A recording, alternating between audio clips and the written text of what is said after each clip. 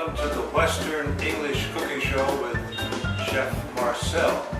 Today we're going to be cooking a nice Italian pasta, and the pasta is going to have camembert cheese from the northern part of France, and we're going to have some fusilli pasta. Okay, Oliver, can you put the camera and show the pasta cooking? Okay. Now we're going to cook this about 10 minutes, and what I do is at the end I will check the pasta. I will actually eat it to see how thick it is.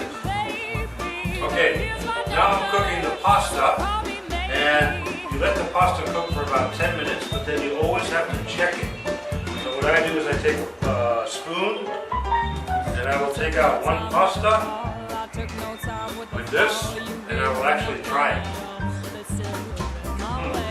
That's perfect. That's perfect. Turn the heat off, and we're ready to go.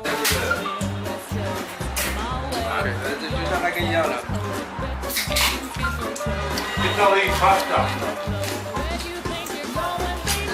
Try it. Okay, ask him how it is. How is it? Good. Just good.